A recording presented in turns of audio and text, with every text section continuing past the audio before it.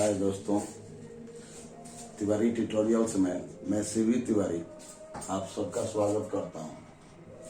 दोस्तों, जैसा कि मैंने बताया था, हम लोग एक वीडियो सीरीज शुरू किए हैं 11th के लिए, जिसमें हम लोगों ने पहले यूनिट्स एंड मेजरमेंट या फिजिकल वर्ल्ड एंड मेजरमेंट को शुरू किया है। इसको मैंने 3 भागों में बांटा है। वह है, पहले भाग में हम लोग डेफिनेशन को पढ़ेंगे, दूसरे भाग में इस यूनिट का फॉर्मूला, और तीसरे भाग में एनसीईआरटी के बुक से न्यूमेरिकल्स बनाया जाएगा। दोस्तों, डेफिनेशन के लिए हम लोगों ने जो 2 वीडियो बनाए हैं, उसमें 8 नंबर तक, जो दूसरा वीडियो है उसमें हम लोग मेजरमेंट तक पढ़े थे, डेफिनेशन जो 8 नंबर था, और उसके आगे हम लोग यह शुरू करने जा रहे हैं। यह 9वां डेफिनेशन है, यूनिट्स ऑफ मेजरमेंट। अगर याद होगा तो मेजरमेंट में हम लोगों ने कहा कि माप वह तकनीक है जिसकी सहायता से किसी भौतिक राशि को एक संख्यात्मक मान प्रदान किया जाता है। और उसमें हम लोगों ने कहा था कि किसी भौतिक राशि को मापने के लिए एक मानक का चुनाव किया जाता है, और वही मानक मापन या इकाई कहलाती है। इकाई या मात्रक कहलाती है। मापन की इकाई या मात्रक कहलाती है। तो यह डेफिनेशन है कि मापन की इकाई या मात्रक किसी भौतिक राशि का वह मानक मान है जिसके पदों में उसी के सदृश राशि के विभिन्न मान व्यक्त किए जाते हैं, और इसे U द्वारा सूचित किया जाता है। दोस्तों, प्रॉब्लम यह है कि सभी व्युत्पन्न राशियां मूल राशियों के द्वारा उत्पन्न होती हैं, और मूल राशियां अपरिभाष्य हैं। अब जिसकी परिभाषा ही नहीं है, उसको मापे कैसे? तो मापने के लिए हम लोग क्या करते हैं, जैसा कि मैंने इसके पहले वाले वीडियो में कहा भी है कि एक मानक का चुनाव किया जाता है, और वह चुनाव पूरी तरह से इस बात पर निर्भर है कि कौन चुनाव कर रहा है। अब जैसे द्रव्यमान को मापना है तो हम लोग किलोग्राम यूज करते हैं। लोहे का एक टुकड़ा है जिस पर 1 किलोग्राम लिखा हुआ है। अगर यह कहा जाए कि वह 1 किलोग्राम क्यों है, तो इसका उत्तर देना कठिन है। वह 1 किलोग्राम इसलिए है कि हम लोगों ने उसे माना है कि वह 1 किलोग्राम है, और वह द्रव्यमान का मानक मान है। तो किसी भी भौतिक राशि को मापने के लिए एक मानक मान का चुनाव किया जाता है, और वह मानक मान इकाई या मात्रक कहलाती है, और उसी के पदों में उस भौतिक राशि के अलग अलग मान व्यक्त किए जाते हैं। द्रव्यमान का मानक मान अगर किलोग्राम है, तो जितनी भी वस्तुएं हैं सभी 1 किलोग्राम की नहीं है। कोई अधिक है, कोई कम है, कोई छोटा, कोई बड़ा, लेकिन सब में किलोग्राम जरूर होगा।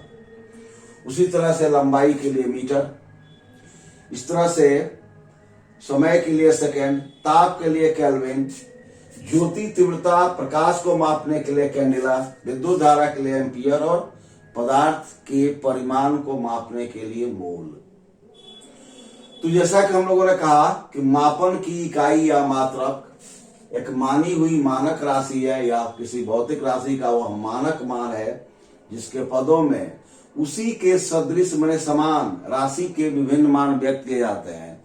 इसलिए जितनी भौतिक राशियां उतने मानक, उतने मात्रक। अब जैसा कि जानते हो, भौतिक या मानक या मात्रक या इकाई 2 प्रकार के होते हैं, फंडामेंटल और बेसिक और डिराइव्स। फंडामेंटल या बेसिक मूल या आधारी मात्रक मूल राशियों के मात्रक हैं। अगर राशियों के 2 भेद हैं तो मात्रकों के भी 2 भेद होंगे। तो पहला भेद जो राशियों का था, फंडामेंटल यूनिट्स, तो पहला मात्रक भी फंडामेंटल यूनिट्स होगा। फंडामेंटल फिजिकल क्वांटिटीज के लिए मूल राशियां 7 होती हैं, तो मूल मात्रक भी 7 हैं। और दूसरा है व्युत्पन्न भौतिक राशियां। तो व्युत्पन्न राशियों के मात्रकों को व्युत्पन्न मात्रक कहा जाता है, और व्युत्पन्न राशियां बहुत सारी हैं, तो व्युत्पन्न मात्रक भी बहुत सारे हैं। कुछ प्रसिद्ध मात्रक हैं, जैसे बल के लिए न्यूटन, कार्य या ऊर्जा के लिए जूल, शक्ति के लिए वाट, पास्कल दाब के लिए इत्यादि। इसमें एक चीज है, इसको हम लोगों को समझ लेना चाहिए कि माप, यह ठीक है कि इकाई या मात्रक मानी हुई मानक राशि है, लेकिन उसको मानने का कुछ नियम है। पहला नियम यह है कि जो मानक मान बनाया जाए वह आसानी से उपलब्ध हो। दूसरा, कि वह सबके द्वारा मान्य हो। इसको लिखने के लिए कुछ नियम है जो हम लोग पालन करते हैं।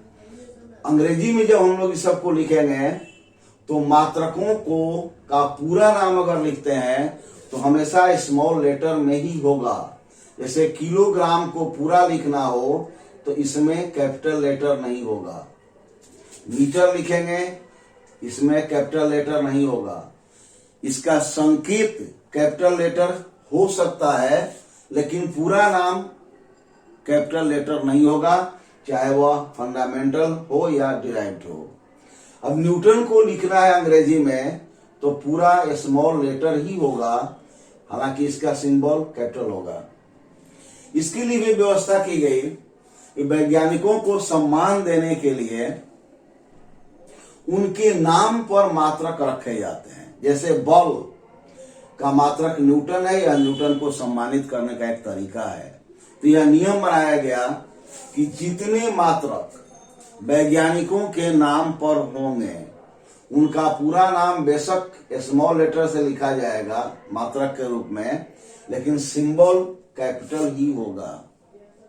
यानी वैज्ञानिकों के नाम पर जितने मात्रक होंगे उनका सिंबल कैपिटल होगा। Newton capital N, joule capital J, watt W, pascal में पी कैपिटल। यह रूल बनाया गया। बाकी जो मात्रक हैं वे कैपिटल भी हो सकते हैं और स्मॉल भी हो सकते हैं। कैपिटल और स्मॉल में मात्रक में डिफरेंस हो जाता है। जैसे स्मॉल के किलो हो गया, कैपिटल के केल्विन हो गया, इसको यह ध्यान रखना है। जैसे एम्पियर कैपिटल ए ही होगा, कैंडिला में दोनों स्मॉल होगा, सी और डी।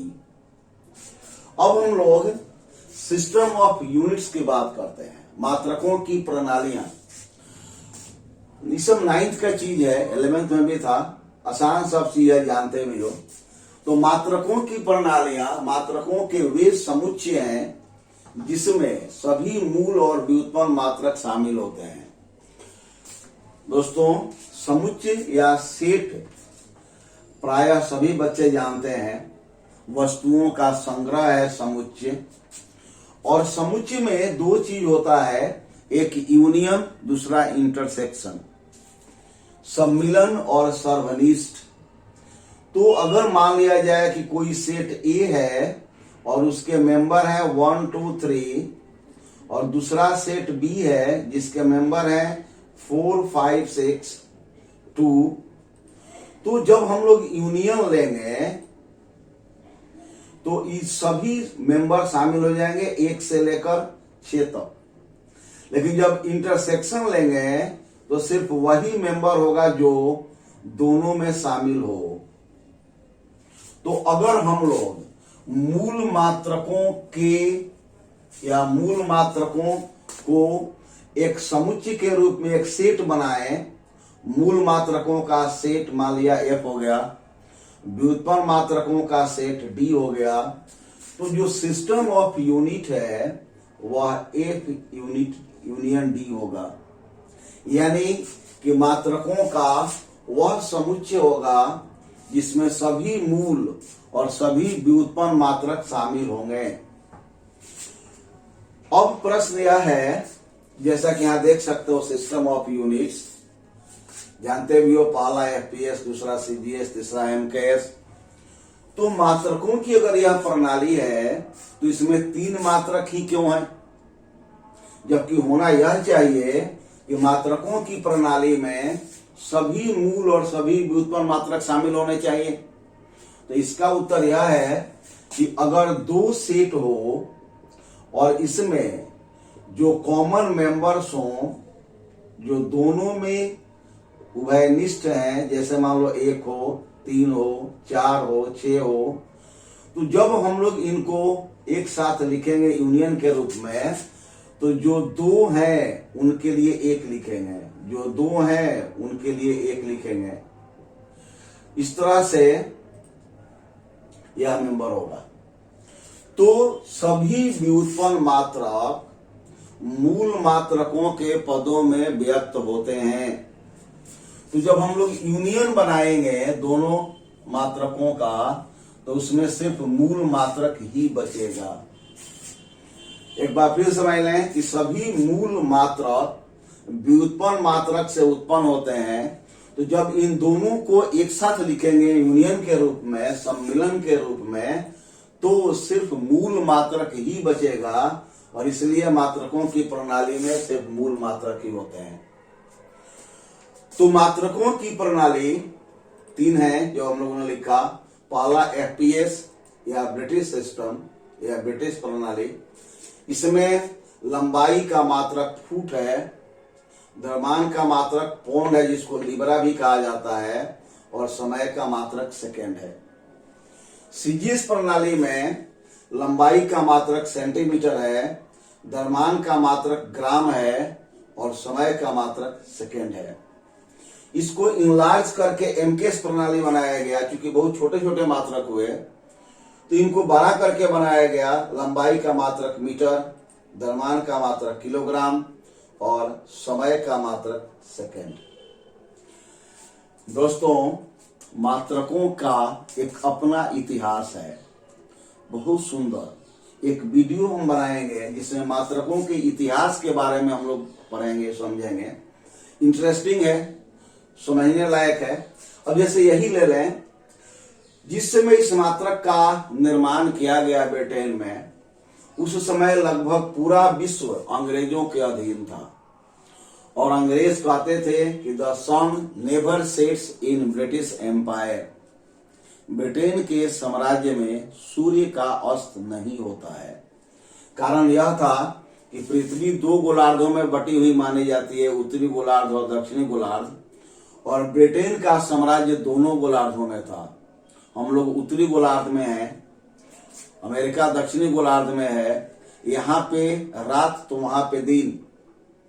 तो उस समय ब्रिटिश या ब्रिटेन का अधिकार दोनों गोलार्धों में था, इसलिए ब्रिटेन के लोग कहते थे कि the sun never sets in British Empire. और उस समय यह लंबाई, यह मात्रक बनाए गए। अब फुट का मतलब पैर भी होता है, और फुट का मतलब कदम भी होता है। जो हम लोग चलते हैं, पैर आगे पीछे करते हैं, तो मान लीजिए कि पहले पैर के अंगूठे से दूसरे पैर के अंगूठे के बीच की दूरी 1 कदम, या एरी से एरी तक। तो उस समय के जो राजा थे, उनके 1 कदम की लंबाई को फुट, यानी 1 कदम को लंबाई का मात्रक माना गया। उसी तरह से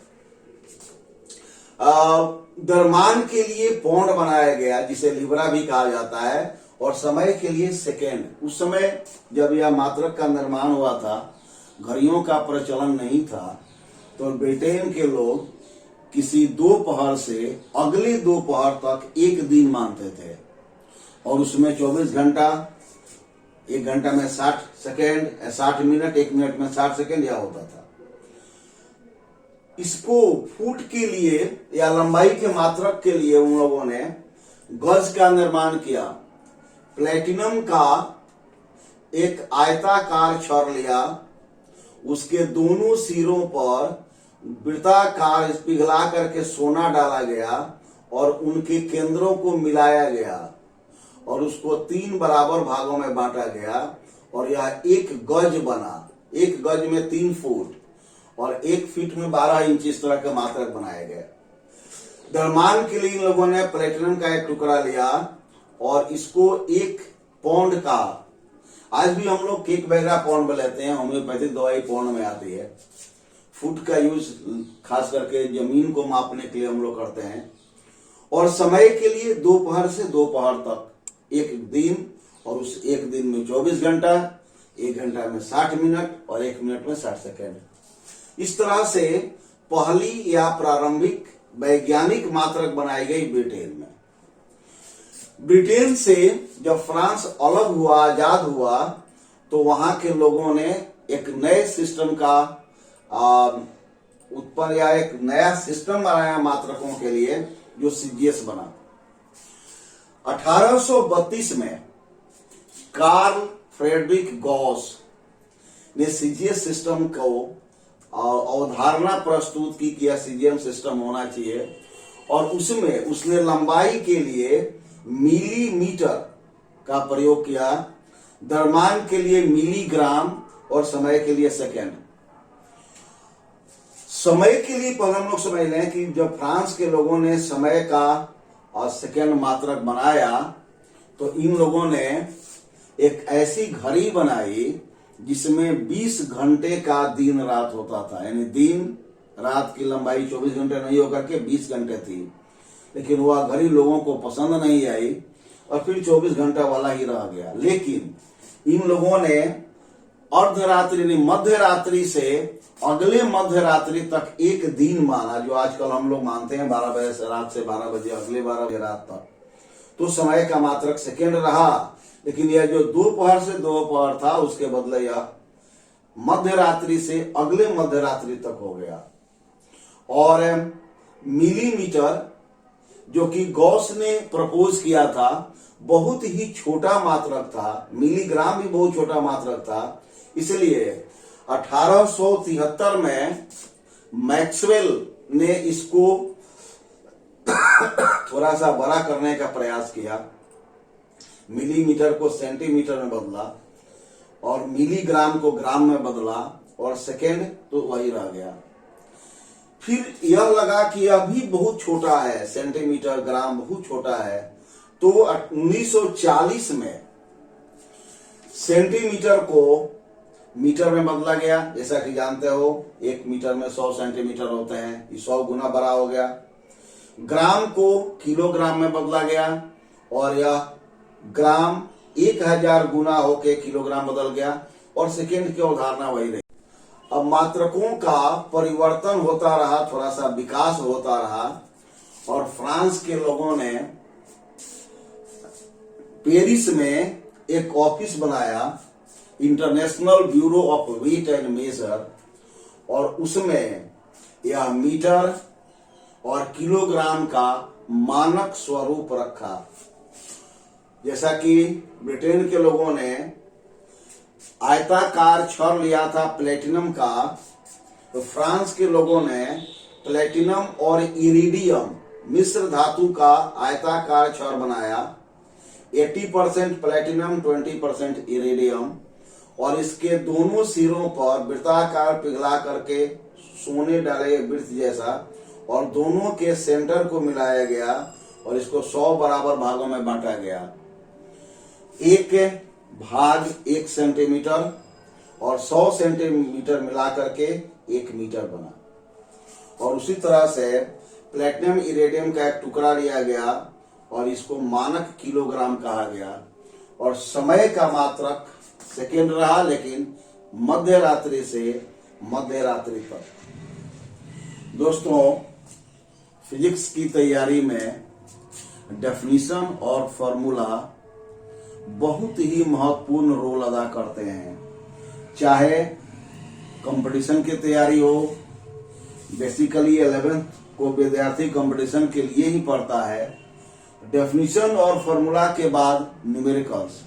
अगर कोई विद्यार्थी ईमानदारी से डेफिनेशन और फॉर्मूला याद करता है और न्यूमेरिकल्स उसके बाद बनाता है, प्रैक्टिस करता है, तो कंपटीशन में उसे वास्तव में ही बहुत फायदा होगा।